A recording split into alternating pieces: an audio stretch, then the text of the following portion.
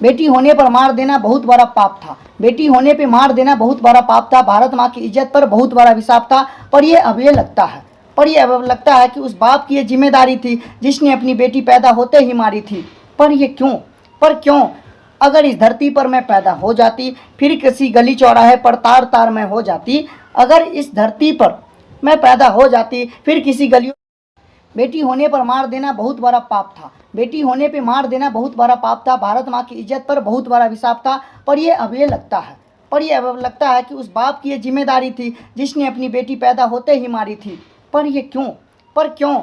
अगर इस धरती पर मैं पैदा हो जाती, फिर किसी गली चौराहे पर तार तार में हो जाती। अगर इस धरती पर मैं पैदा हो जाती, फिर किसी गलियों पे मैं तार तार हो जाती। वो बेटी कहती है, वो लड़की कहती है, अपने दुखों को बताती है। अगर इस धरती पर मैं पैदा हो जाती, फिर किसी गलियों में यूँ चार तार तार हो जाती।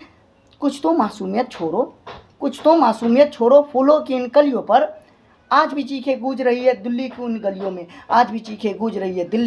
में। जब 2012 में दरिंदों ने निर्भया के साथ प्राइवेट बस में जो दुष्कर्म किया था, उस पर क्या था, आज भी चीखें गूंज रही है दिल्ली की उन गलियों में। क्यों चीखें मेरी नहीं सुनी भारत के सरकारों ने? क्यों चीखें मेरी नहीं सुनी मंदिर के दरबारों ने? क्यों चीखें मेरी नहीं सुनी पुलिस के अभिमानों ने? क्यों चीखें मेरी नहीं सुनी जलती हुई मसालों ने?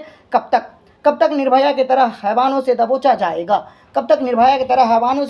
जाएगा? आखिर कब तक प्रियंका की तरह मेरे जिस्म को यूँ नोचा जाएगा? कब तक साक्षी की तरह मुझे चाकू से गोदा जाएगा? कब तक मेरे जिस्म को यूँ बाजारों में बेचा जाएगा? आखिर कब तक चाकू से यूँ मुझे काटा जाएगा? तुम्हारे इन कर्मों से, दरिंदों ध्यान से सुनो, तुम्हारे इन कर्मों से भारत माँ शर्मिंदा है। इंसाफ दिलाने वालों बोलो जरा, मेरा कातिल अभी क्यों जिंदा है?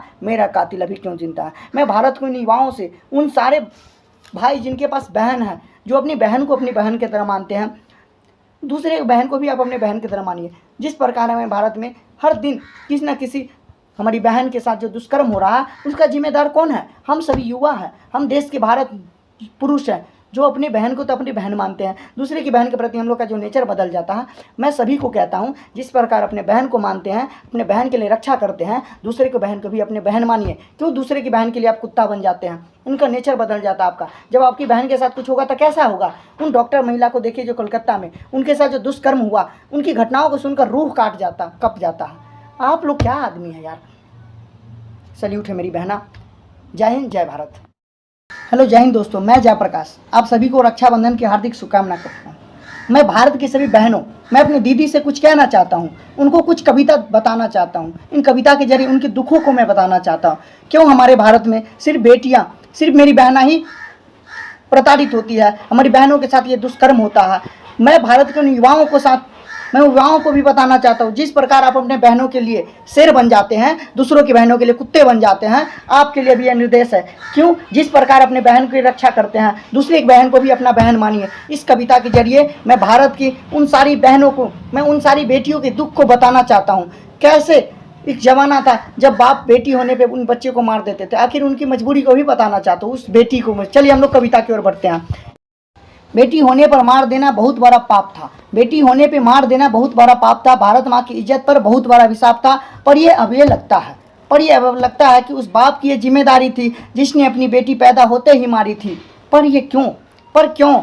अगर इस धरती पर मैं पैदा हो जाती, फिर किसी गली चौराहे पर तार तार में हो जाती। अगर इस धरती पर मैं पैदा हो जाती, फिर किसी गलियों पे मैं तार तार हो जाती। वो बेटी कहती है, वो लड़की कहती है, अपने दुखों को बताती है। अगर इस धरती पर मैं पैदा हो जाती, फिर किसी गलियों में यूँ चार तार तार हो जाती। कुछ तो मासूमियत छोड़ो। फूलों की इन कलियों पर आज भी चीखें गूंज रही है दिल्ली की उन गलियों में। जब 2012 में दरिंदों ने निर्भया के साथ प्राइवेट बस में जो दुष्कर्म किया था, उस पर क्या था, आज भी चीखें गूंज रही है दिल्ली की उन गलियों में। क्यों चीखें मेरी नहीं सुनी भारत के सरकारों ने? क्यों चीखें मेरी नहीं सुनी मंदिर के दरबारों ने? क्यों चीखें मेरी नहीं सुनी पुलिस के अभिमानों ने? क्यों चीखें मेरी नहीं सुनी जलती हुई मसालों ने? कब तक निर्भया की तरह हैवानों से दबोचा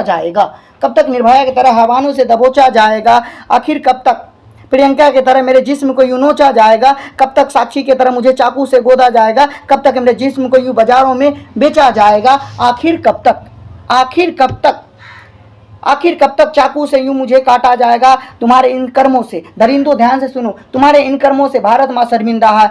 इंसाफ दिलाने वालों, इंसाफ दिलाने वालों, बोलो जरा मेरा कातिल अभी तक क्यों जिंदा है, मेरा कातिल अभी क्यों जिंदा है। मैं भारत के युवाओं से, उन सारे भाई जिनके पास बहन है, जो अपनी बहन को अपनी बहन की तरह मानते हैं, दूसरे बहन को भी आप अपने बहन की तरह मानिए। जिस प्रकार हमें भारत में हर दिन किसी न किसी हमारी बहन के साथ जो दुष्कर्म हो रहा है, उसका जिम्मेदार कौन है? हम सभी युवा हैं, हम देश के भारत पुरुष हैं, जो अपनी बहन को तो अपनी बहन मानते हैं। दूसरे की बहन के प्रति हम लोग का जो नेचर बदल जाता है। मैं सभी को कहता हूँ, जिस प्रकार अपने बहन को मानते हैं, अपने बहन के लिए रक्षा करते हैं, दूसरे की बहन को भी अपने बहन मानिए। क्यों दूसरे की बहन के लिए आप कुत्ता बन जाते हैं? उनका नेचर बदल जाता है आपका। जब आपकी बहन के साथ कुछ होगा तो कैसा होगा? उन डॉक्टर महिला को देखिए जो कोलकाता में उनके साथ जो दुष्कर्म हुआ, उनकी घटनाओं को सुनकर रूह कप जाता है। आप लोग क्या आदमी है यार। सल्यूट है मेरी बहना। जय हिंद, जय भारत।